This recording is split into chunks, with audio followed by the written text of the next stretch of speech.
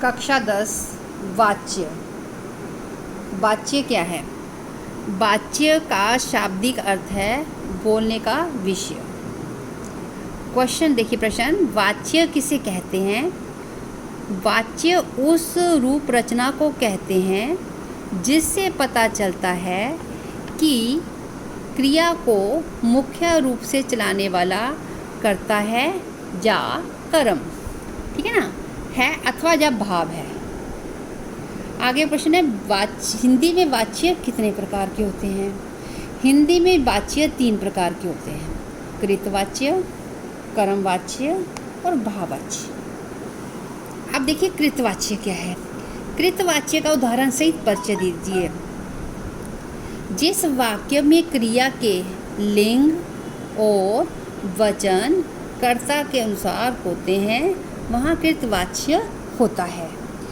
इस प्रकार के वाक्यों में क्रिया को करने वाला कर्ता प्रधान होता है और क्रिया उसी के अनुसार चलती है। अब उदाहरण देखिए बच्चे, शारदा पढ़ रही है, लड़कियां सेब खाती हैं, लड़कियां जो है सेब खाती हैं, बालक दूध पीता है, मैंने पानी पी लिया, ठीक है ना बच्चे। अब देखिए कर्मवाच्य। कर्मवाच्य में कर्म की प्रधानता होती है और उसी के अनुसार लिंग वचन होते हैं। उसी के अनुसार क्या लिंग वचन होते हैं।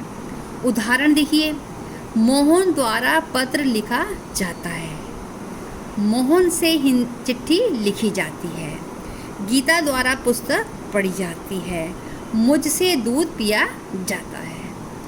अब है भाववाचक। भाववाचक का सोधारण वर्णन कीजिए। इस प्रकार के वाक्यों में कर्ता और कर्म तो अप्रधान रहते हैं और भाव की प्रधानता रहती है। भाव केवल अकर्म क्रिया का रूप होता है। भाव जो केवल अकर्म क्रिया रूप होता है। उदाहरण देखिए, मुझसे चला नहीं जाता, मुझसे खड़ा नहीं हुआ जाता।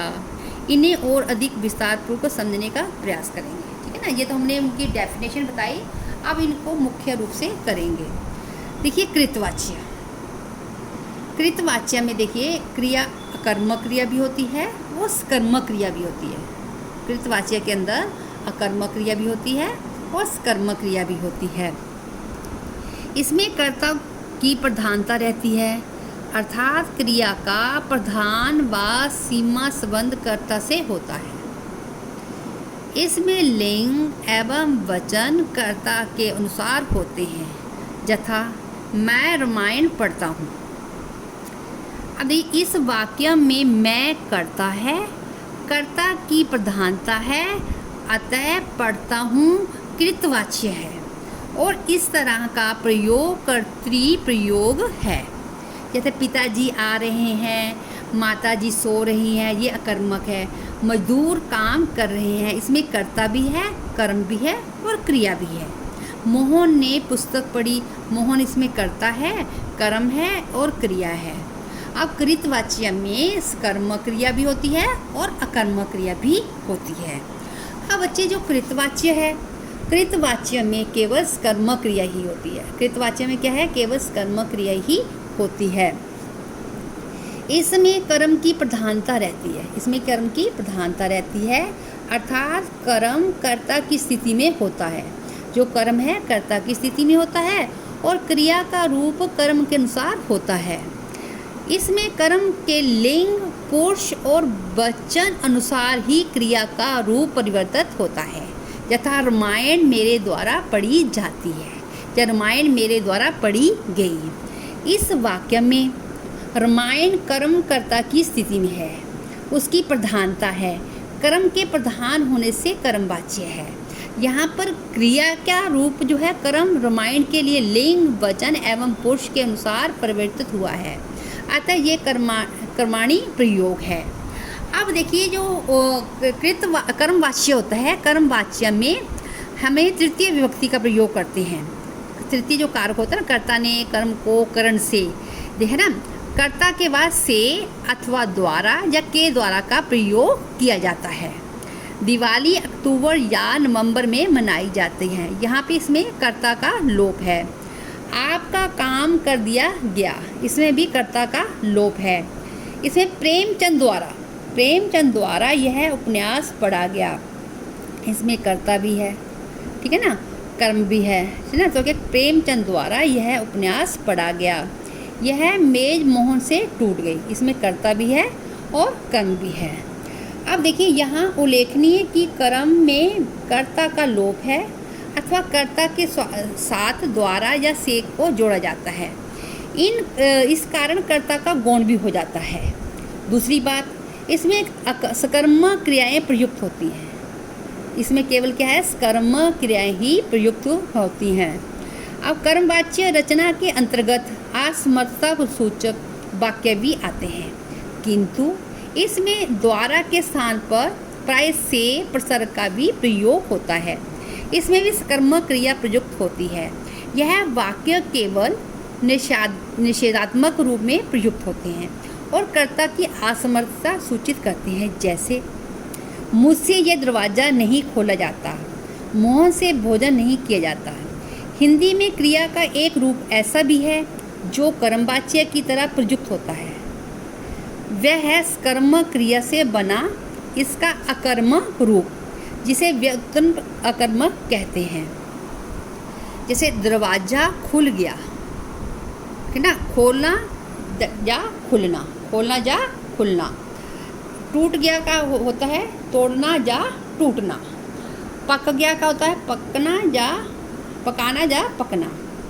अब देखिए बच्चे भाववाच्य, तीसरा क्या है, भाववाच्य।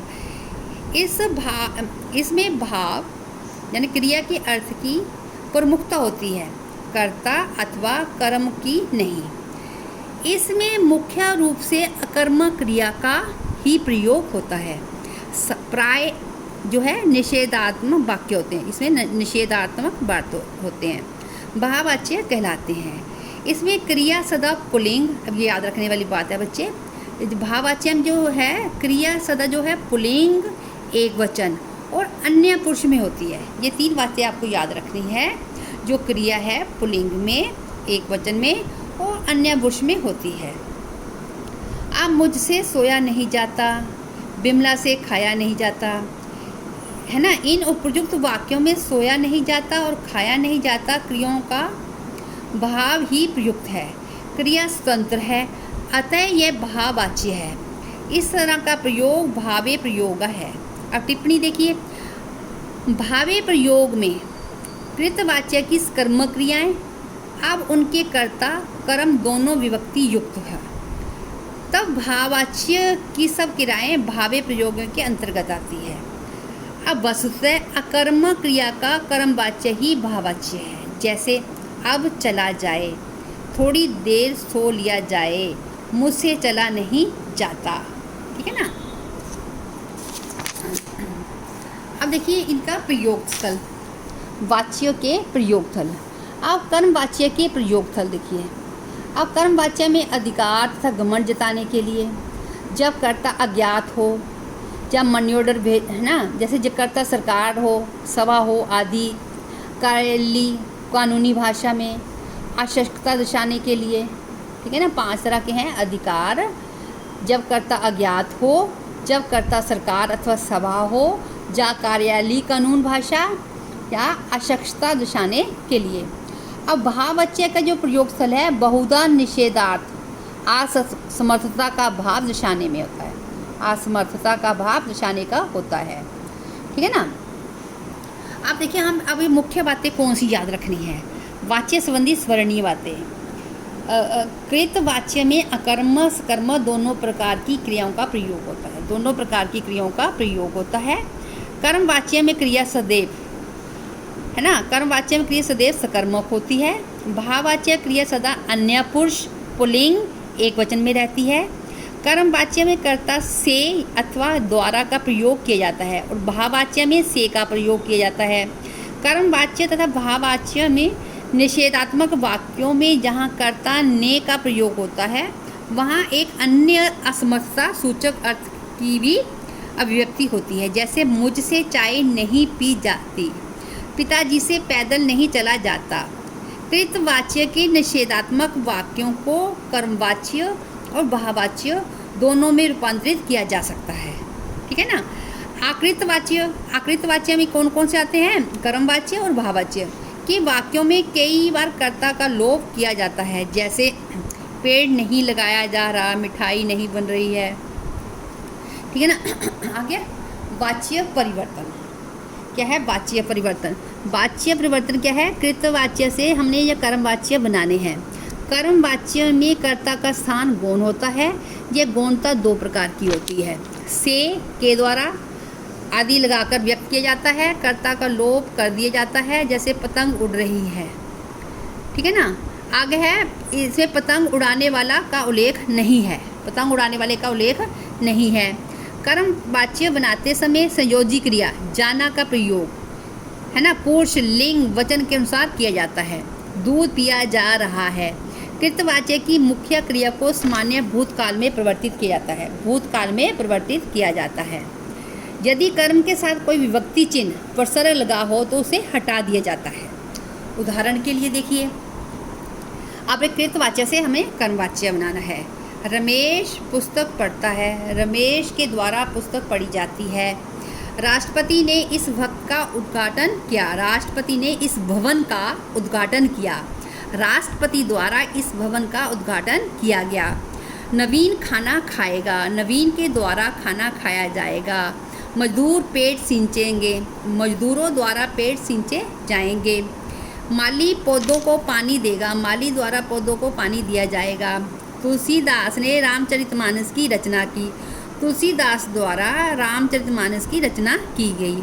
अध्यापक पढ़ा रहा है। अध्यापक द्वारा पढ़ाया जा रहा है। शीला पुस्तक पढ़ती है। शीला द्वारा पुस्तक पढ़ी जाती है।